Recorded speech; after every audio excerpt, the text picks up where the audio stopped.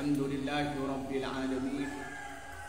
Wassalatu wassalamu ala asrafil anbiya'i wal mursalin. Amma ba'du.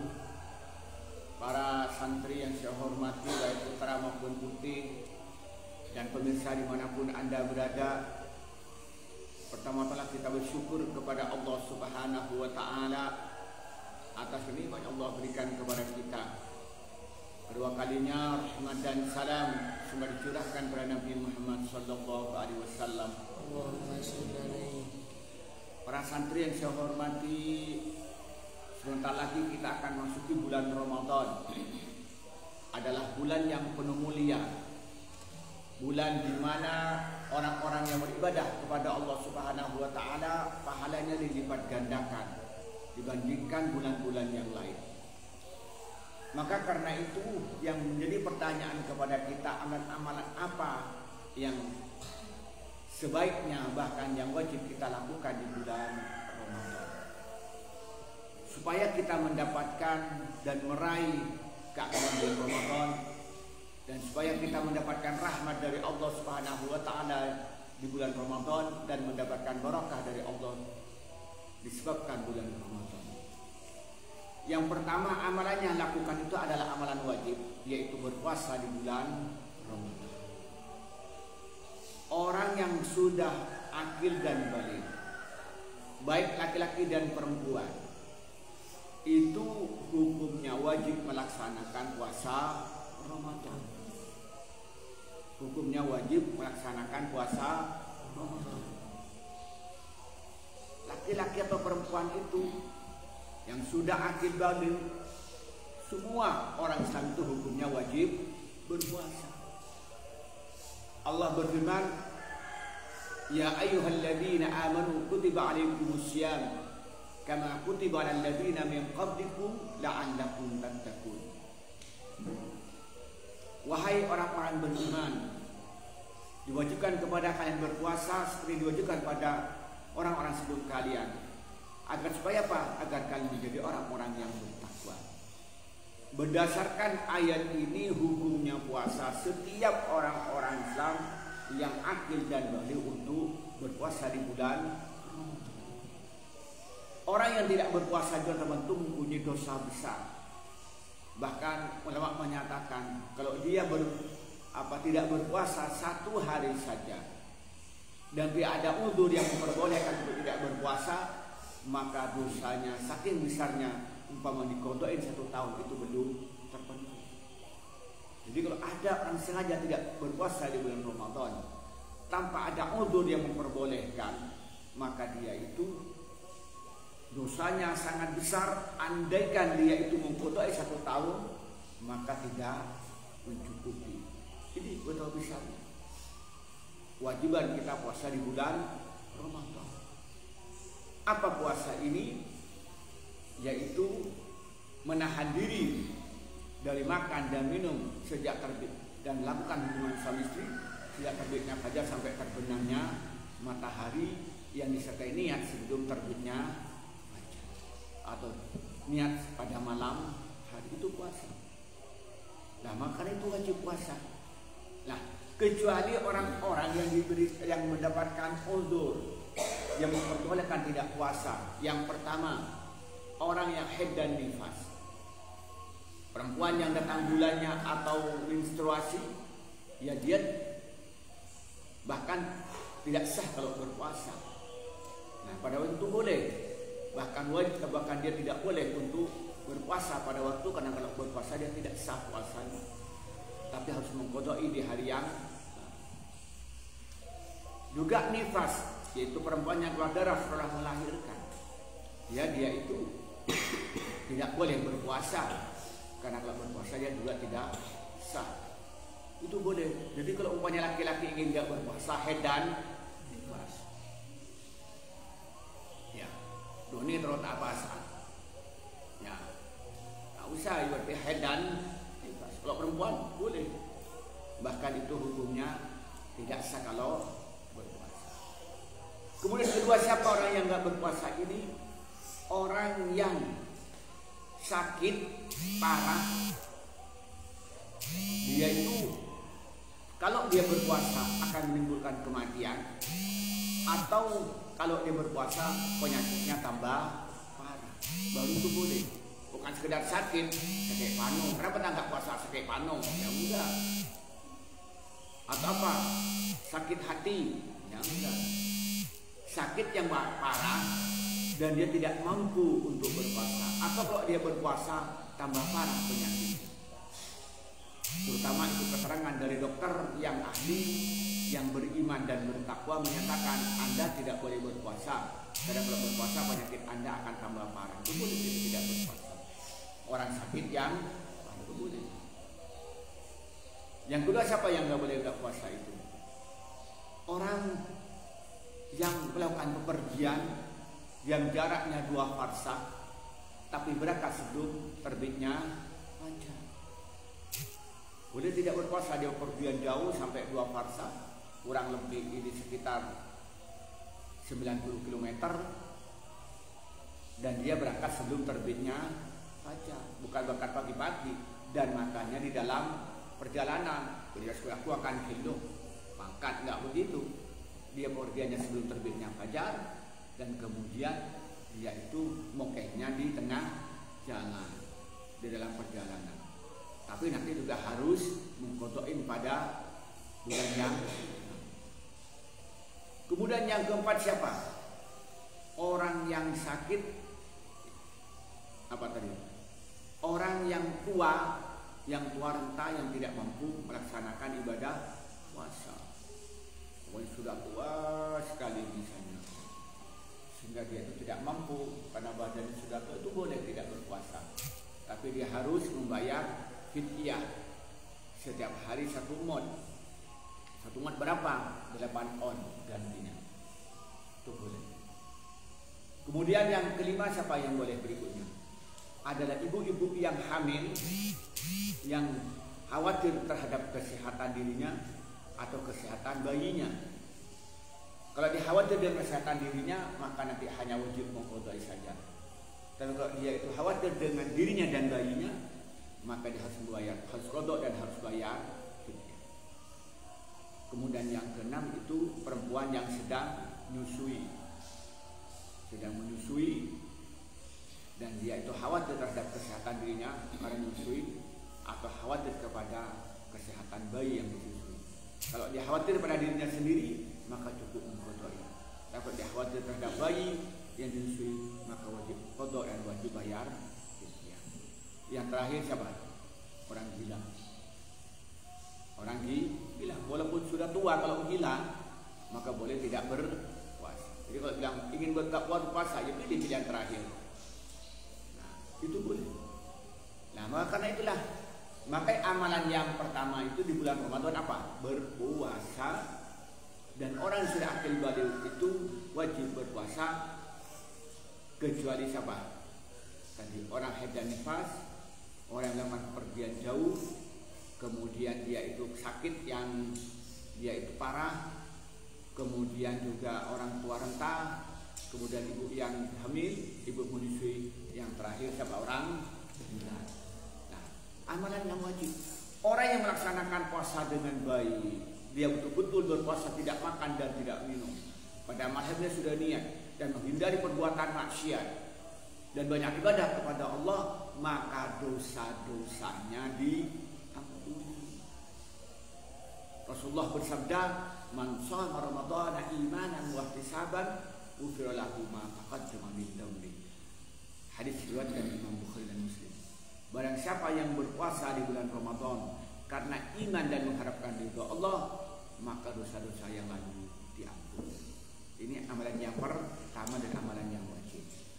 Amalan yang kedua bulan Ramadan kita amalkan itu adalah melaksanakan sholat tarawih. Itu hukumnya sunnah. Tarawihnya itu apa? Tarawih itu adalah sholat sunat yang dilaksanakan setelah sholat isya pada bulan Ramadan. Jumlah rakaatnya itu dalam mazhab Syafi'i berdasarkan hadis yang menjelaskan bahwa sholat tarawih itu adalah 20 rakaat.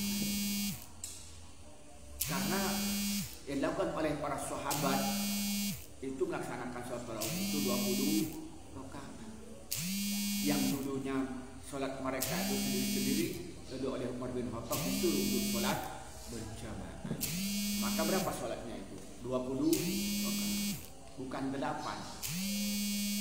tapi 20 rakaat. Maka lihat kita di Masjidil Haram itu, kalau kamu nonton TV atau nonton langsung di YouTube atau FB-nya Masjidil Haram, maka sholat tarawihnya itu 20, karena memang hadisnya itu 20. Tapi ketika sholat tarawih itu bukan sekedar 20, tapi harus sempurna. Bacaannya harus sempurna, tumakninanya harus sempurna, baca doa-doanya harus sempurna. Jangan sampai sholat tarawih 20 rakaat tapi super cepat. Saya dulu pernah mendapat kiriman video di sebuah tempat di Jawa Timur, itu ada orang sholat tarawih 20 rakaat itu 15 menit sudah hatam semua. Gimana sholat tarawihnya dan bagaimana bacaannya? Katanya Yasin, Allahu Akbar, Alif Lam Mim, Allahu Akbar, langsung itu. Yang di belakang kapan baca Fatihahnya? Kalau rakaat yang pertama makmum itu Fatihahnya ditanggung imam, jadi walaupun nggak nutut dia itu tidak apa-apa. Tapi kalau rakaat yang kedua, kalau makmum itu tidak selesai Fatihahnya, sholatnya tidak sah. La sholat liman la yaqra'u Fatihatul Kitab, Allah. Tidak ada sholat yang sah yang tidak baca surat Al-Fatihah. Jadi kalau dia ternyata makmumnya itu di rakaatnya nggak sempat baca Al-Quran, baca Al-Fatihah, sholatnya nggak sah, percuma. Maka karena itu sholat tarawih akan diterima oleh Allah ketika niatnya ikhlas karena Allah, kemudian syarat hukumnya sempurna, terutama tumakninah sempurna dan bacaannya sempurna, terutama bacaan Al-Fatihah. Itu. Nah, kemudian berikutnya apa? Ditambah dengan witir. Witir minimal 1 kali, 1 rakaat. Kalau bisa 3 rakaat. Sempurnanya 11 rakaat. Karena Rasulullah itu kata Siti Aisyah, sholat witir ini itu selalu 11. Baik di waktu bulan Ramadan atau di bulan-bulan yang juga begitu. Yang melaksanakan 1 rakaat juga sempurna, yang melaksanakan 2 rakaat sempurna, yang 5 rakaat sempurna, yang 7 rakaat sempurna, yang 9 juga sempurna, yang 11 juga sempurna. Kalau ternyata dia itu 3, 5, 7, 9, 11, apa caranya? 2 rakaat, 2 rakaat, 2 rakaat, 2 rakaat. Kemudian yang terakhir bisa langsung 3 atau 1-nya. Kemudian sekarang mau sholat misalnya itu 3, boleh melaksanakan 2, 1 atau langsung 3 boleh. Tapi lebih baik 2 baru 1 rakaat. Begitupun kalau ngambil 5, 2, 1 boleh, 2 langsung 3 sholat witir. Begitupun harus sempurna. Orang yang di bulan Ramadan itu dia melaksanakan tarawih dengan sempurna, lalu witirnya dengan sempurna, maka dosa-dosanya diampuni oleh Allah Subhanahu wa taala. Man qama ramadhana imanan wa ihtisaban ghufira lahu ma taqaddama min dhanbi. Barang siapa yang beribadah di bulan Ramadan karena iman dan harapan ridha dari Allah, maka dosa-dosanya diampuni. Hadis diriwayatkan Imam Bukhari dan Muslim. Maka itulah saat tarawihnya yang benar. Jangan cari tarawih yang super kebut. Kadang-kadang sampai nyari masjid yang tarawihnya cepat. Kenapa? Karena rasanya bukan karena iman dan ihtisaban, bukan karena iman dan mengharapkan ridha, tapi kenapa? Ya paling lah mau sholat tarawih ya todus gitu. Bukan karena itu amalan yang berapa? Yang kedua. Amalan yang ketiga apa? Tadarrus Al-Quran. Tadarrus Al-Quran, terutama pada malam hari. Yang satu baca Al-Quran, yang lain mendengarkan. Yang satu baca dengan tartil, yang lain itu mendengarkan, menyimak dengan baik. Kalau ada bacaan yang salah dikoreksi. Kalau ada salah tajwidnya dikoreksi, tapi dengan sopan, diberitahu mana yang salah. Misalnya, innal ladzina kafaru sawa'un 'alaihim a'anzartahum am lam tunzirhum la yu'minun. Kalau dibaca pendek, a'anzartahum am lam tunzirhum, kan berarti ifanya sudah hilang. A'anzartahum am lam tunzirhum la yu'minun. Kalau dibaca la yu'minun, nah, berarti apa? Diberitahu. Itu harus diberitahu dengan sopan. Jadi yang satu membaca, yang lain mendengarkan baik. Jangan satunya baca Quran, satunya sibuk makan kolak. Udah tak beda. Ini tarawih apa namanya? Yang satu baca Quran, satunya sibuk makan dawet. Itu tarawih apa tadarusan itu dicontohkan oleh Nabi Muhammad. Dalam hadis diriwayatkan bahwa setiap bulan Ramadan itu malaikat Jibril itu datang kepada Rasulullah. Dan malaikat Jibril itu dan Allah tadarus dengan malaikat Jibril. Rasulullah yang baca Al-Quran, malaikat Jibril yang menyimak. Menurut riwayat itu ngecek hafalannya Nabi Muhammad. Coba. Jadi Nabi Muhammad yang membaca, malaikat Jibril yang menyimak, yang neteni. Masa malaikat Jibril makan kolak? Ya enggak. Nabi. Jadi begitu. Jadi kita itu ikut Nabi. Kalau sudah terusan di malam Ramadan itu ikut Nabi. Yang membaca itu dilakukan oleh Nabi, yang mendengarkan yang dilakukan oleh malaikat Jibril. Maka jadi amal-amal bulan Ramadan kita lihat di masjid-masjid itu dan di musola-musola, bahkan di rumah-rumah, di kantor-kantor, orang itu kedengaran tadarus Al-Quran. Karena apa? Iqtidaan di Rasulullah, karena ngikutin Rasul. Nah, ketika baca itu dihayati, sekedar baca Alhamdulillahirabbil alamin arrahmanir rahim maliki yaumiddin, dihayati Alhamdulillahirabbil alamin. Hatinya bicara, segala puji milik Allah, Tuhan alam semesta. Ar-Rahmanir Rahim, Maha Pengasih lagi Maha Penyayang. Itu dihayati sehingga terasa hikmah dan manfaat daripada bacaan Al-Quran itu. Bukan sekedar lidah keluar suara, tapi betul-betul penghayatan. Dia sadar bahwa yang dibaca itu adalah firman Allah. Maka dia seakan-akan dia berdialog dengan Allah. Dan dia seakan-akan menghadap Allah. Sehingga timbul rasa haibah ketika baca Al-Quran. Timbul kehusuan ketika baca Al-Quran. Begitupun yang mendengarkan, dia sadar mendengarkan itu firman Allah. Maka seakan-akan dia mendengarkan dari Allah itu dalam dirinya. Kayak orang misalnya dibacain surat dari seorang, omanya sampean jadi Pak RT, lalu ada surat dari Bupati, lalu dibaca oleh Pak Kepala Desa. Sampai menyimak, kenapa? Mendengarkan suratnya Bupati. Begitupun sampai sebagai orang yang beriman, yang yakin bahwa Allah itu Maha Esa, Allah sebagai Tuhan. Apa yang terjadi? Nah, ketika dibacakan yang kita mendengarkan baik-baik, dia sadar yang dibaca adalah firman Allah. Didengarkan dengan hikmah. Wa idza quri'al Qur'anu fastami'u wa ansitu la'allakum turhamun. Ketika Al-Quran dibaca, katanya pendengarkan baik-baik. Fastami'u itu mendengarkan dengan sengaja. Ikut wasal istafa'ala, nyupri nurungu.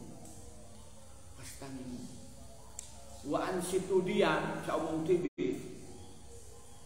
Apa lagunya? La'allakum turhamun. Maka akan diberikan rahmat oleh Allah. Begitu. Jadi yang satu baca, yang lain mendengarkan. Itu amalan yang ketiga. Amalan yang keempat apa? Membaca, baca Al-Quran ya. Amalan yang keempat apa? Ngaji, mencari ilmu. Tuh, sama anak santri ini. Jangan tidur tok, dalilnya apa? Nomuso ini ibadah. Tidurnya orang puasa di ibadah. Bener hadisnya, tapi cara penempatannya bukan begitu. Sampai tidur untuk bulan apa? Lepas. Nanti kayak ini puasa hari Senin. Kenapa kamu tidur? Puasa. Kenapa kamu nggak ngaji subuh? Karena puasa. Kenapa kamu nggak sekolah? Karena puasa. Puasa sunat meninggalkan yang wajib. Maka yang 4 itu diisi dengan ngaji. Maka di pondok-pondok itu kalau Ramadan ngajinya tambah antang berita itu. Fulan. Kalau di Wonorejo ngajinya sampai jam 2 malam itu. Kenapa? Karena itu Ramadan. Jadi Ramadan itu memperbanyak ilmu, bukan mempersempit ilmu. Malaikat Jibril datang biasanya bawa wahyu pada Rasulullah itu setiap malam. Coba bayang. Jadi kita di Ramadan itu ngaji. Kenapa? Karena dengan ngaji ini insya Allah akan masuk surga. Man salaka tariqan yaltamisu fihi ilman syahallahu tariqan ilal jannah atau kama qala. Orang melakukan kepergian untuk mencari ilmu, maka Allah mempermudah untuk masuk surga. Tidak alele, masuk surga alele. Jadi diisi dengan ngaji, mencari ilmu, baca kitab, ikut ngaji kitab, ikut hataman, mendengarkan pengajian umum, ceramah, itu dengarkan baik-baik. Itu amalan yang berapa? Yang keempat. Coba sebenarnya. Amalan keempat itu harus kita mencari ilmu. Mencari ilmu. Yang bisa ilmu itu membaca kitab sinau yang sampean baca. Bisa dengan sinau kita ikut pengajian hataman. Bisa cari ilmu dengan mendengarkan ceramah-ceramah. Atau kalau sampean itu ada di perjalanan, bisa sampean baca web, baca jurnal, atau pokoknya sampai itu dalam membaca, mendengarkan YouTube yang ulama sudah kita ketahui keahliannya, misalnya mendengarkan Quraish Syihab, misalnya mendengar Gus Baha, mendengarkan Ustaz Abdul Somad, mendengarkan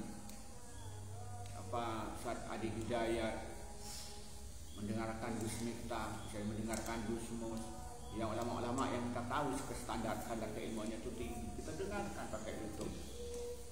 Jangan salah paham. Nomuso ini ibadah, tidurnya orang puasa itu. Maka itu harus mencari ilmu, belajar dan belajar. Kemudian yang kelima, banyak bersedekah. Sedekah tidak harus banyak-banyak. Sampai punya 500, sedekahkan pada orang. Sampai hanya punya buah jambu 1, berikan kepada orang. Sampai ternyata hanya punya misalnya itu secangkir kopi, berikan kepada orang. Kita usahakan, kita ikut derma. Kan di bulan Ramadan pahalanya dilipat ganda. Orang yang memberikan 1 saja dibalas oleh Allah itu 700 kali lipat. Bukan berarti kamu selalu memberikan uang 1000 langsung sampai dapat kembalian 700.000. Mungkin secara fisik tidak ada, tapi secara batin oleh sampai diberikan kesehatan yang nilainya lebih mahal daripada 100.000. Sampai diberikan teman yang baik yang nilainya lebih daripada 700.000. Sampai mempunyai badan yang sehat yang lebih baik daripada 700.000. Sampai itu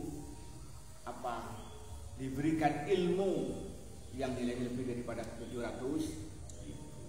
Diberikan tetangga yang baik yang mendekatkan diri kepada Allah nilainya lebih daripada 700. Nah itu lebih baik daripada 700. Itu kalau umumnya sama bersedekah 1.000. Kita bilang Allah menyatakan masalul ladzina yunfiquna amwalahum fi sabilillah kamathali habatin ambatat sab'a sanabila fi kulli subulatin mi'atu habba wallahu yudha'ifu liman yasha. Perumpamaan orang-orang yang mendengarkan hartanya di jalan Allah seperti pohon yang tumbuh dengan 7 tangkai dan setiap tangkai berbuah 100 buah.